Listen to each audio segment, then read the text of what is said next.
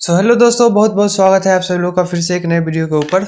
और आज के इस वीडियो में हम लोग फिर से आपके लिए मैकेनिक्स ऑफ मटेरियल का नेक्स्ट वीडियो लेकर आए हैं, नेक्स्ट पार्ट लेकर आए हैं। तो फटाफट से आप इस वीडियो को लाइक कर देना, सब्सक्राइब कर देना चैनल को, और नेक्स्ट पार्ट के लिए आप कमेंट कर देना। बहुत जल्द कल सारा का सारा वीडियो अपलोड कर दूंगा मैकेनिक्स ऑफ मटेरियल का। तो चलिए, इस वीडियो में हम थ्योरी प्रश्न लेकर आए हैं आप लोगों के लिए। तो चलिए फटाफट से इसको स्टार्ट करते हैं। इंजीनियर 707 BU की चैनल पर आप सभी लोगों का फिर से बहुत बहुत स्वागत है। 3 का ए में बोल रहा है state the assumption made in theory of simple bending. देखिए ये जो क्वेश्चन है 3 का ए, शायद ये क्वेश्चन छूट गया था पिछला वीडियो में, तो फिर से हम आपके लिए लेकर आए हैं ये वीडियो। ठीक है, तो ये क्वेश्चन है आपको सॉलिड मैकेनिक्स में देखने को मिल जाता है, बार बार पूछे जाते हैं। और सॉलिड मैकेनिक्स जिन्होंने पढ़े होंगे तो मैकेनिक्स ऑफ मटेरियल में आप आसानी से पास हो जाओगे, पास नहीं अच्छा खासा नंबर लेके आ जाओगे। ठीक है, तो इसमें बोल रहा है state assumption made in theory of simple bending. ठीक है, तो देखो इसका सोल्यूशन हम लिख कर आ गए हैं, आप लोग का टाइम बचेगा और मेरा भी थोड़ा बहुत टाइम बचेगा। ठीक है, देखिए बोल रहा the assumption made in theory of simple bending is follow. ऐसे ही करके आप लोग एग्जाम में लिखना। सबसे पहला एजम्पशन है कि material is homogeneous, isotropic and linearly elastic. देखिए क्या होता है, मटेरियल जो है मेरा वो होमोजेनियस होना चाहिए, आइसोट्रोपिक होना चाहिए और लिनियरली इलास्टिक होना चाहिए। इस होमोजेनियस, आइसोट्रोपिक और लिनियरली इलास्टिक, इसका क्या मतलब होता है? देखिए होमोजेनियस होता है कि किसी एक मटेरियल में एक पॉइंट पर चारों डायरेक्शन में मटेरियल का प्रॉपर्टी सेम होना चाहिए, उसको हम लोग बोलते हैं होमोजेनियस प्रॉपर्टी। ठीक है, तो आप क्या करना, थोड़ा बहुत एक दो बार लिख लेना और थोड़ा बहुत समझ लेना, आप एग्जाम में जाके लिख दोगे। ठीक है, दूसरा है plane section before bending remains plane after bending. इसका क्या मतलब हुआ? देखिए यहाँ पर एक हमने सेक्शन या मान लीजिए ये रेक्टेंगुलर है। ठीक है, इसका जो क्रॉस सेक्शन है वो मेरा रेक्टेंगुलर है।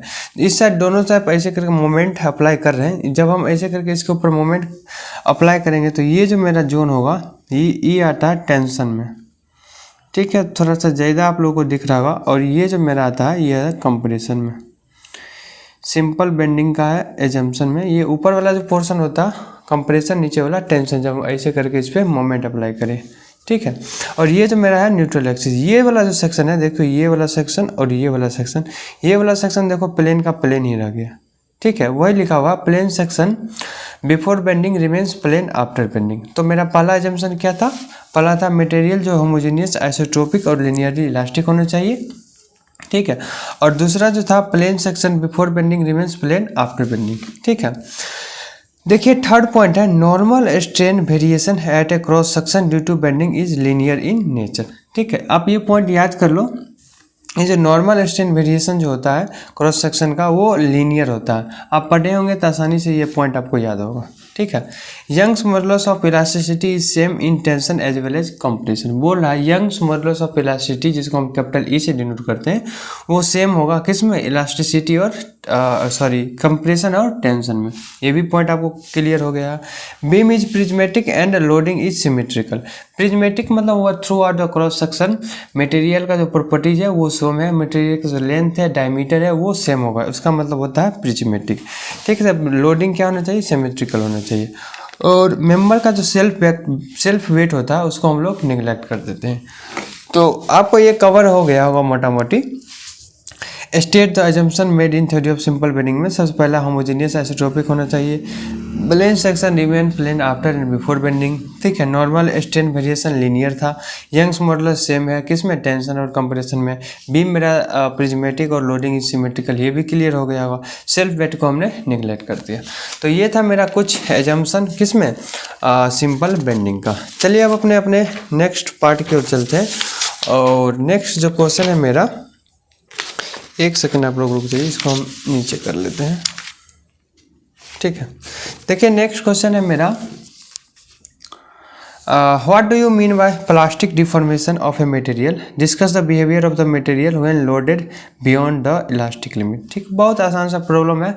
जब भी इस टाइप का क्वेश्चन आए कम से कम आप 2 पेज भर के आना, तभी 7 नंबर लेके देगा, क्योंकि एक क्वेश्चन 7 नंबर का होता है और फिर इसका जो सेकेंड पार्ट आता है वो भी 7 नंबर का होता है, तो दोनों 14 नंबर का आ जाएगा। ठीक है, तो कम से कम 1.5 पेज थ्योरी पार्ट में लिख कर आओगे तो आपको 14 में 14 नंबर दे देगा। अगर 7 नंबर का होगा तो 7 में 7 भी दे देगा वो लेके। ठीक है, आप लोग प्लास्टिक प्लास्टिक डिफॉर्मेशन का मतलब जानते हो, अगर हम किसी मटेरियल के ऊपर लोड लगाते हैं, लोड लगाने के बाद जैसे ही लोड हटाए मटेरियल वैसा का वैसा ही रह गया, तो हम बोल देंगे कि उस मटेरियल में क्या है, मेरा प्लास्टिक डिफॉर्मेशन आ गया। ओके, तो वही लिखा हुआ है, देख लीजिए प्लास्टिक डिफॉर्मेशन से क्या समझते हैं। सबसे पहले हम डिफिनेशन लिखें।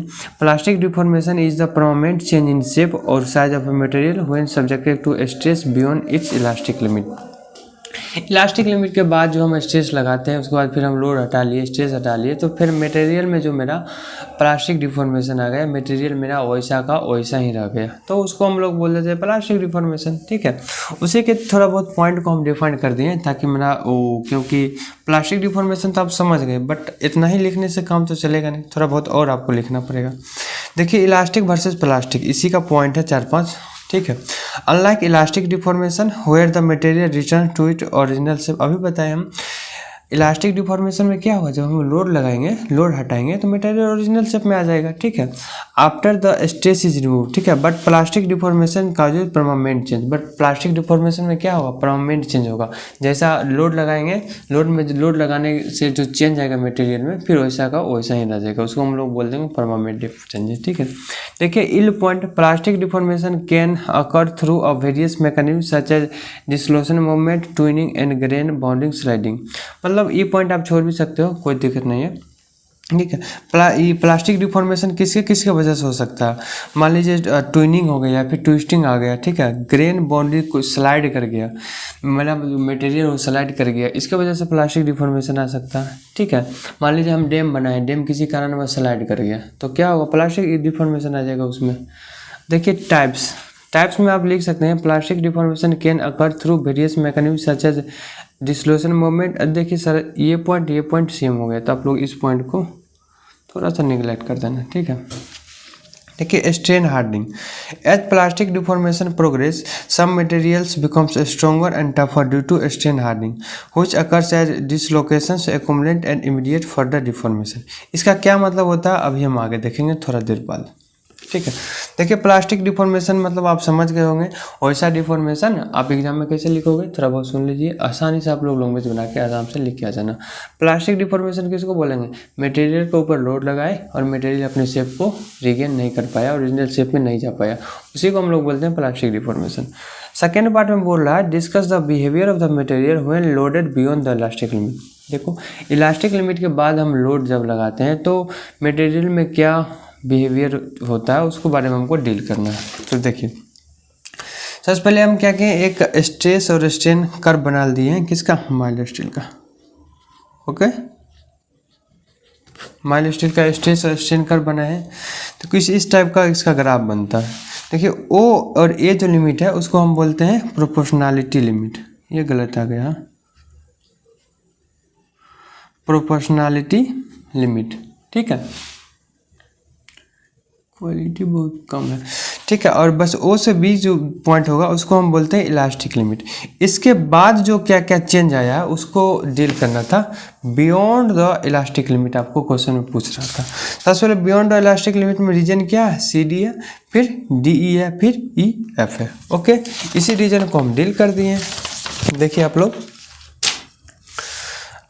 एक सेकेंड, हाँ देखिए behaviour of the material when loaded beyond the elastic limit. सबसे पहला क्या था, रीजन सी डी रीजन में देखो ये है मेरा रीजन सी डी रीजन में क्या है, थोड़ा देखो यहाँ पे कांस्टेंट स्ट्रेस पे ढेर सारा स्ट्रेन आ गया। ठीक है, तो वही हम लिख दिए हैं region C D at constant stress large deformation takes place and called yield plateau region, और इस रीजन को हम लोग बोलते हैं इल प्लेटो रीजन। ठीक है, फिर मेरा है डी और ई।